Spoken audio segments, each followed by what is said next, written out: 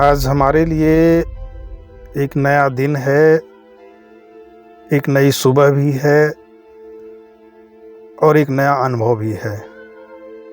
आज हम अपने गांव से लौट रहे हैं और जब हम अपने गांव को आते हैं तो हमारा बचपन हमारे सामने खड़ा हो जाता है।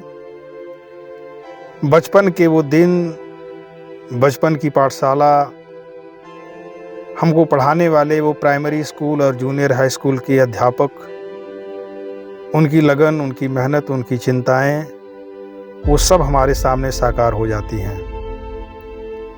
कभी कभी लगता है कि इतना जल्दी जीवन कैसे बीत गया, लेकिन हम आज जिस अनुभव को लेकर के वापस लौट रहे हैं अपने गांव से, वह अनुभव आज के करीब 40 साल पहले का है, 40-45 साल पहले का है।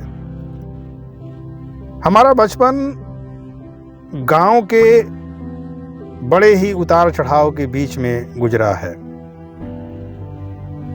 बचपन को इतने संक्षेप में तो कहना बड़ा मुश्किल है, लेकिन हाँ, ये कह सकते हैं कि उसमें हर तरह के अनुभव घुले मिले हैं।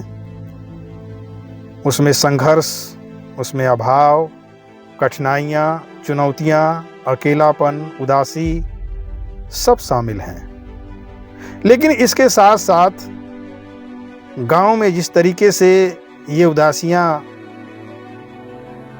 ये निराशाएं और ये संघर्ष मजबूत करते हैं, ताकत देते हैं,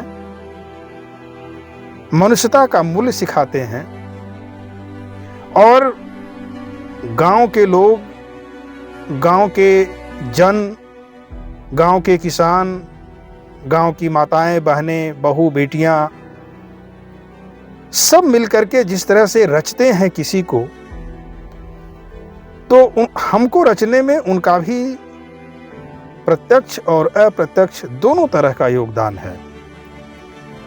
मैं याद कर पा रहा हूं कि हमारे गांव के लगभग 150-200 मीटर की दूरी पर प्राइमरी पाठशाला थी, जहां पर हम खींच कर ले जाए जाते थे। मैं ये शब्द का प्रयोग इसलिए कर रहा हूं कि मैं अच्छी तरीके से याद कर पा रहा हूं कि शुरुआती दिन मेरे लिए पाठशालाएं कैद खाने की तरह लगती थीं, लेकिन धीरे धीरे पढ़ाई में मन लगा। अध्यापकों का योगदान उसमें बहुत अधिक है।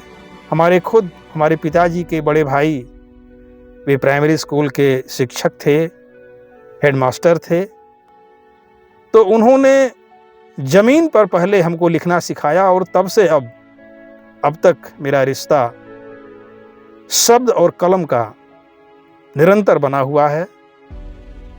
और अब तो मेरे लिए लिखना पढ़ना कोई कर्तव्य नहीं है, बल्कि एक पैशन है। और प्राइमरी स्कूल, हाई स्कूल, ये सारी पढ़ाइयाँ हमारी गांव से जुड़कर ही हुई हैं। हालांकि हमने 9 से 12 तक की पढ़ाई GIC बस्ती से की, गवर्नमेंट इंटर कॉलेज बस्ती। उसके बाद इलाहाबाद विश्वविद्यालय, फिर इलाहाबाद विश्वविद्यालय से आगे बढ़े हम JNU गए, वहाँ MA और MPhil और PhD की पढ़ाई की। और वर्तमान में मेघालय में शिलांग में हम वहाँ पर हिंदी विभाग में प्रोफेसर के रूप में कार्यरत हैं। यह एक ऐसी यात्रा है, एक सिनेमा के रील जैसी है, जिसको मैं पलट करके देखता हूँ तो मुझे लगता है कि एक संतोष तो होता ही है।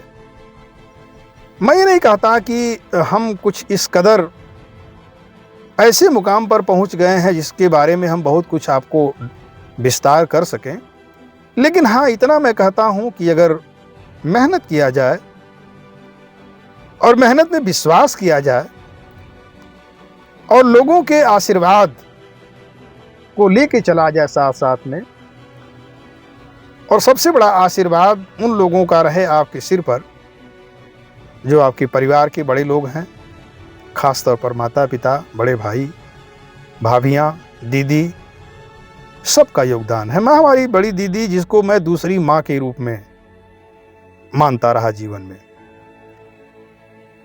वो सचमुच में दूसरी माँ ही थी।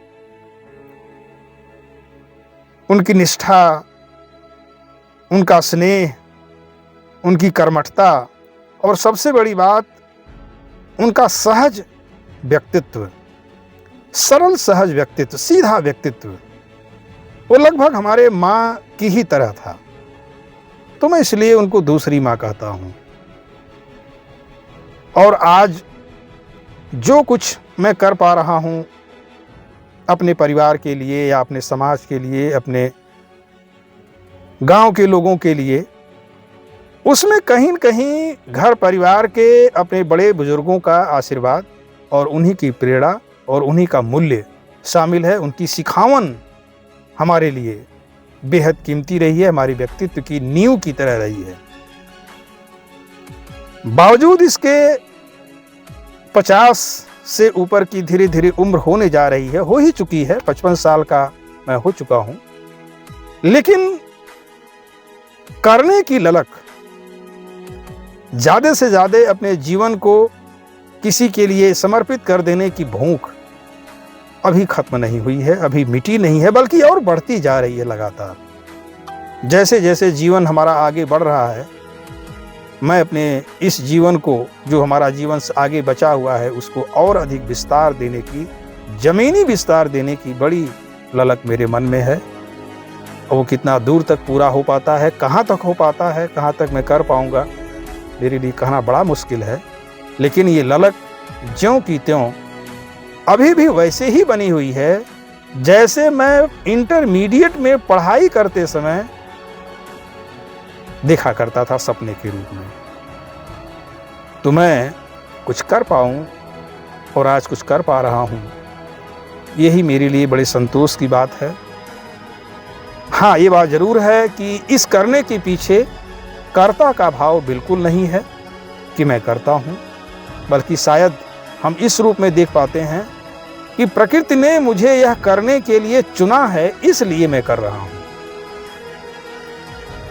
जिसमें मैं सिर्फ एक माध्यम हूं, मेरे द्वारा कुछ हो पा रहा है, इसका बहुत संतोष है। बस यही कुछ बातें आपसे कहना चाहेंगे कि सदैव अपने समाज के लिए, बृहत्तर समाज के लिए और साहित्य की दुनिया के लिए ऐसे ही मेरा जीवन हमेशा हमेशा लिए समर्पित होते हुए चलता रहे, इसी में मुझे बहुत संतोष होगा। और मैं समझूंगा कि मेरा जीवन साहित्य और समाज की दो किनारों के बीच बहता हुआ समाप्त हुआ है, और वही मेरे जीवन की अंतिम आकांक्षा भी है।